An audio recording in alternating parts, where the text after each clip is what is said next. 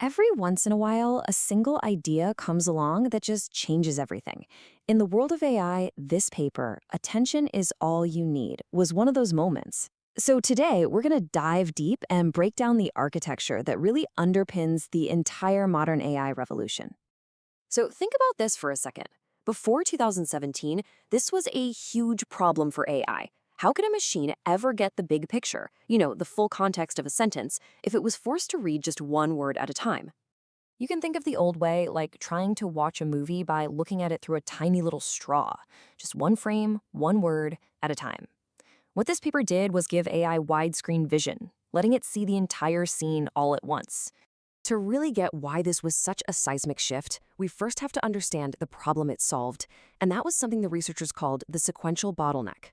So, older models like recurrent neural networks, or RNNs, they had to read in order. They'd process the word the, then the word cat while trying to remember the, then sat while trying to remember the cat. You can see where this is going, right? The longer the sentence, the harder this gets. The model's memory it gets overloaded. So yeah, this whole one word at a time thing, it was slow, it was terrible with long-term context, and because it was sequential, you couldn't just throw more computers at it to make it faster. AI had basically hit a brick wall. And then, 2017, a team at Google comes along with this, well, truly radical idea. They didn't just want to fix the old system. They decided to just toss the whole thing out. I mean, this quote right here just shows you how confident they were. Right in the paper's abstract, they say they're dispensing with recurrence and convolutions entirely. And those were the main ways of processing text back then. It was basically the AI equivalent of a famous rock band announcing they were ditching guitars and drums. And what did they replace it with? The transformer. It was a totally new design, built on one single elegant concept called self-attention. This new idea allows it to understand how all the words in a sentence relate to each other, all at the same time. Okay, so what in the world is this attention mechanism that makes it all tick? Let's get into the core concept here. Look, at its core, self-attention is all about figuring out relationships. For every single word, the model asks a simple question. How important is every other word in this sentence to this one? It then calculates a connection score between them all, building this incredible, dense network of meaning. Think about how your brain does this.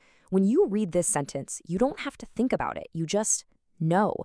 You instantly know that it refers to the ball. Self-attention is what gives AI that same kind of intuitive ability to link words together, no matter how far apart they are in a sentence. Okay, so how does this actually work under the hood? Well, you can kind of think of it like a little search engine inside the AI. For each word, it creates a query. Then it looks at all the other words which have keys and values. The model matches the query to the most relevant keys to figure out which words to pay the most attention to. That's the basic engine on the left. But here's the really clever part on the right, multi-head attention. Instead of just one of these engines, they used 8 of them, all working at the same time, and each one was looking for different kinds of relationships in the text. Okay, wait a second. I can hear you thinking. If we're looking at all the words at once, haven't we lost something super important? The order. How does the model know that the cat chased the dog is any different from the dog chased the cat? The solution was, honestly, a brilliant hack called positional encoding. Before the model even sees the words, a unique code gets added to each one. It's like adding a little digital timestamp or a GPS coordinate. This code doesn't change the word's meaning, but it tells the model exactly where that word is in the sentence. First, second, third, and so on. It's a really simple trick to put the order back in. All right, so we've got the attention heads, we've got the positional codes. Let's see how they all fit together to build the whole thing, the transformer. And this is it, the blueprint that basically changed the world of AI. I know it looks a little complicated, but it's really just 2 main parts. On the left, you've got the encoder. Its only job is to read and really understand the input text, like a sentence we want to translate. And on the right, you've got the decoder. It takes that understanding and starts generating the output, like the translated sentence. And both sides, the encoder and the decoder, are just packed with those multi-head attention layers we were just talking about. So what made this so much better? Why was it such a big deal? This slide really breaks it down. For the old RNN models, the path to connect 2 words got longer and longer as the sentence grew. But with self-attention, the connection is immediate. Any 2 words can talk to each other directly.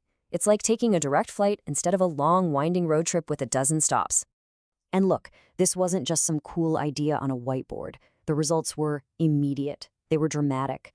This is where the AI revolution really kicks off. Let's look at the numbers, because they speak for themselves. On a standard English to German translation test, the very best systems at the time, even these super complex models all lumped together, were scoring about a 26.3.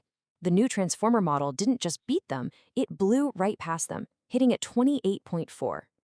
Now, a 2-point jump in something called the BLEU score, which is how they measure translation quality, might not sound like a huge deal, but trust me, in the world of machine translation, that is a gigantic, generational leap forward. It's a massive improvement.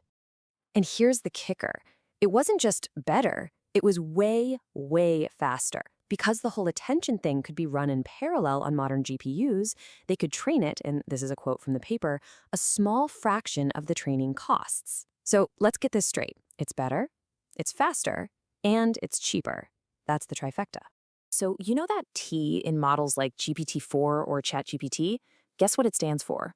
Transformer. This paper from way back in 2017 is the DNA for pretty much every major AI system you use today. This is the origin story. It just goes to show you the power of a single, really elegant idea. And it really makes you wonder, right? If a concept as intuitive as attention could unleash all of this, what's the next simple idea out there that's just waiting to change everything all over again?